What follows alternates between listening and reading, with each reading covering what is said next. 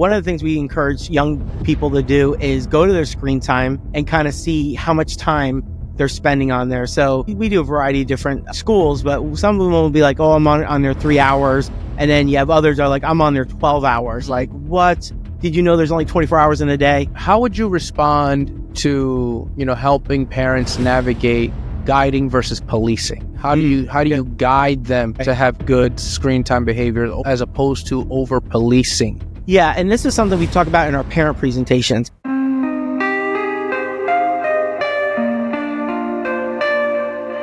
All right, so today we're going to be talking about setting digital boundaries. How can we model as educators, as youth workers, as parents, modeling healthy social media use before teenagers? So number one, Jason, how can we create healthy screen time habits for teenagers?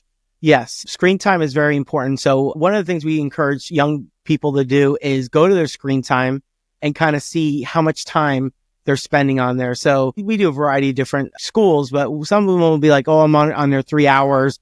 And then you have others that are like, I'm on there 12 hours. Like, what? Did you know there's only 24 hours in a day? So first of all, you need to find out how much screen time you're using. And then there's little tricks to bring a balance to that. On screen time, if you navigate it, there's settings where, let's say you're on TikTok a lot or you're on YouTube a lot.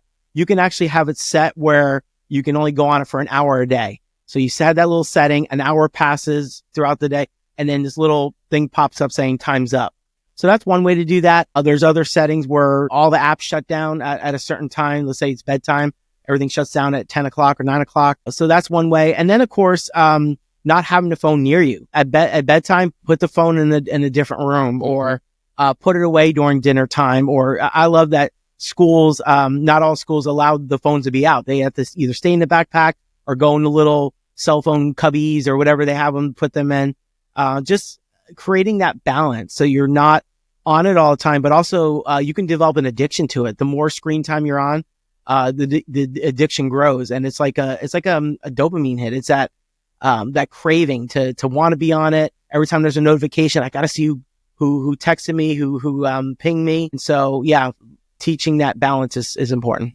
Yeah. So you mentioned like the screen time. Yes. So if it were me, I would, as a parent, take my son or daughter's phone and put in the limits, the app limits and all of that.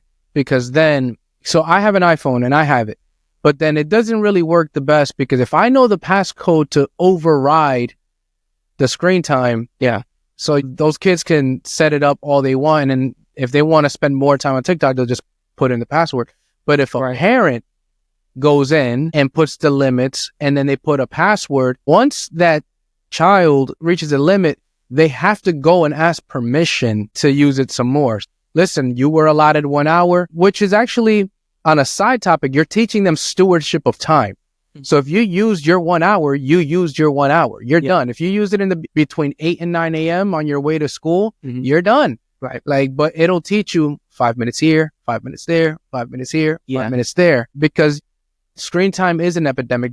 Young people are addicted to their phones. I love that you mentioned like phone free, tech free zones, like schools now implementing not having access to their phones during school hours. So those are ways. What about at home at the house? What can parents do to the importance of tech free zones? I saw a video where a dad shut off the Wi-Fi in the house. I kid you not. He just posted the moment he took the Wi-Fi down, he started recording all the kids' rooms doors open. And one was like, hey, is something wrong with the Wi-Fi? The next said, but hey, the Wi-Fi is not working. And it's just highlighting how all the kids were dependent on the Wi-Fi, and how, to me, I was like, that can go one or two ways. I've seen cases where teenagers blew up on their parents as a result because they were playing Call of Duty and they crashed out on their parents. But then these kids were young. So it's, no, go read a book, go play outside. Just one way of like, okay, how can we create spaces where you're not on our screens? Yeah, all that. Each parent's going to obviously do that differently. I like what you said earlier about having the actual, you have the settings, or you have the thing on the phone where it creates its own time limit. So you're given so much time a day. And then when time is up, then they have to ask for that time. So that's a really good idea. But yeah, I think the time and place. So they need to have those meetings. Like, okay, this is the time to be on the phone after your homework's done. Then you got the phone. We're not going to have the phones at the dinner table. There's got to be a routine. And so they got to kind of earn it in a sense. So once the chores are done, once the homework's done, once we're done with dinner, then you can get your phone. But then bedtime, the phone goes in the kitchen on the charger, not in your room. So I think that should be like a joint agreement with of course, the parents together, united front, and issuing those guidelines. How would you respond to, helping parents navigate guiding versus policing? How do you guide them to have good screen time behavior as opposed to over policing? Yeah. And this is something we talk about in our parent presentations. There's 3 ways to look at this. Number one, you could be just give them the phone and just like have at it and just let them do whatever they want. So that's one way. Head in the sand, uninformed. That's the one way. The other way is to be militant about it, where no phones. I don't care if your friends have phones, you're not getting one, or, just kind of really put really strict limits on it where they don't really have much freedom to be on it. So that's another way. Or you can meet in the middle where, like you said, learn to discern. So you're giving them phone, but at the same time, you're walking alongside them, educating them, talking about predators, talking about screen time, talking about all these dangers that could occur. So you're having these ongoing conversations. And if you can use this phone responsibly, then you are allowed to have it. But of course, if you break the rules, the guidelines, then it's going to be taken away. So I think just walking alongside them, educating them. That's why I love our social media safety talks, whether it's with parents or students, because we can inform them of all these dangers that are out there that young people can fall into. So very important. Yeah, as we're trying to set boundaries, right? We're trying to model this type of behavior. If you're a parent and you're watching this, one of the things that you can do is by incorporating a rhythm of a digital Sabbath and rest. So, in the Bible, God was gracious enough to the people of Israel where he instituted in their yearly calendar, rhythms of rest, routine Sabbaths, and they were part of the feasts. And what we can learn from that is how can we take control of our family calendar and incorporate rhythms of digital Sabbath and rest. Yeah. So maybe monthly as a family, you can come in and say, hey, from Friday night to Saturday night, we are not on our phones. We're having no screen time or no phone time, no tablets, no computers, but we can watch a movie as a family. We're trying to limit. We want to unplug from social media. How can adults set the example just for modeling discipline in this area? Because young people will lack discipline and we need to help them learn to be disciplined in certain areas. What would you say to that, like as a father of 2 teenage children? I actually, as I listen to you talk, I'm like, I wish I would have thought of those things. Those are all good ideas. Yeah. Just screen-free time together, family time. This is our family time. Let's say Sunday night, you go to church and then, how like after church, it's like, we don't have any plans. We're just going to sit around the house in our pajamas. We're going to watch movies together. Mm-hmm. So yeah, that would be a good time to not have the screens, we're not going to, cause how like, I know I'm guilty of it where I'll watch a movie, but I'll be on my phone at the same time. It's like, am I really watching the movie? What's the point of it being on? So put the stuff away, put the phones away, put the tablets away. Board games is a good one. Family board game night. So don't have the phones out. You're focusing on the game and the strategy of the game. So all those are good ideas, to implement with the family so that it's not phones all day, every day. There's definitely a balance growing there. What would you say, because the stats show that taking a break from social media actually improves mental health? Oh, for sure. So how can we as youth workers, parents, educators, and kind of enforce that? Like if we know that taking a break from social media actually improves mental health, what can we do to kind of foster that? Yeah. That's a good idea. I mean, just taking a break, whether you fasted or you just take it off your phone. That's really what you do. Is if you find the addiction growing, or you find you're on it way too much, or you're watching things you shouldn't watch, just get this for maybe a week, maybe a month.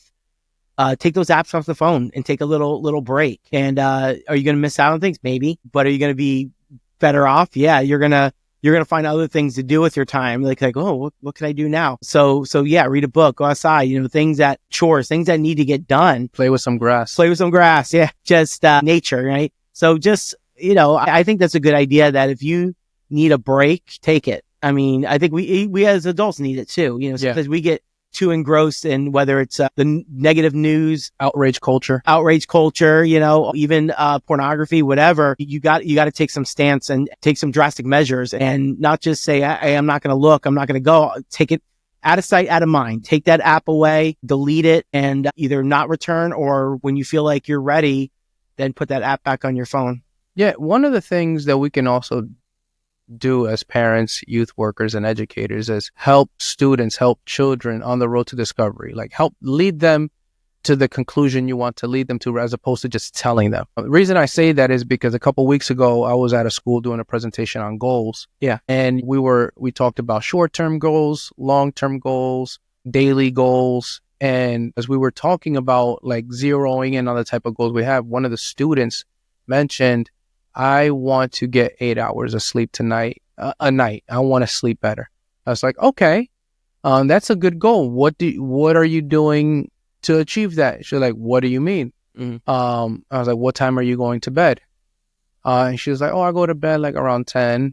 What time do you wake up? 5:30. So if you want 8 hours of sleep, that means you need to be asleep by 9:30. So when are you in bed? Oh, by 9. And you're like, when do you stop using your phone? She was like, yeah, my phone does not let me get some sleep. So when are you putting your phone away? So it's helping her realize, I need to create some systems in my life where if I'm going to be in bed by 9:30, that means I need to not be on my phone after 8:30, so that my body can wind down, my eyes, my brain can wind down, so that I can be asleep, so that I can then have my 8 hours of rest. Easier said than done. But all I did was ask her questions, and I led her down a path of discovery where it almost sounds like, oh, it was an aha moment to her. Her response might have been different if I just told her what she needed to do. And many times what we see from teenagers, they're not going to be responsive to our directions, our commands. But if they can almost kind of discover it, critical think through those things themselves, they may be able to see the pieces to the puzzle. And if I do these things, these are going to improve my mental health. So same thing with, if we can show them, the stats show that if you spend X amount of time on social media, you're going to have a decline on your mental health. You're going to have a decline on your grades. You're going to have a decline on all these things.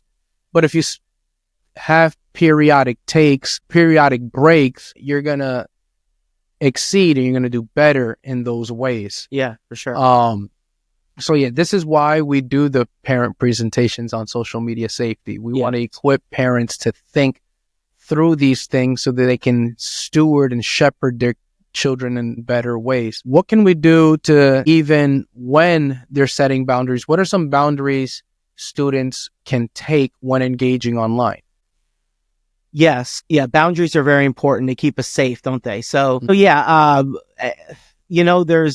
many ways to do that. There's some really good software programs out there. Bark is a good one. You can download free ones, but they're not as good. But if you invest in Bark or Covenant Eyes, those are really good screen protectors. Now, just keep in mind that students know how to find ways around it. So it's really going to be accountability with parents or whoever you get involved with that. So what happens is, if a child goes to an inappropriate site, the person who's keeping them accountable gets an email, or they get a notification. Okay. And so that's really a good way to implement those boundaries. Of course, there's other ways to set up boundaries we talked about as well, with just how much we're on it, and setting those time limits, and having a balance, really.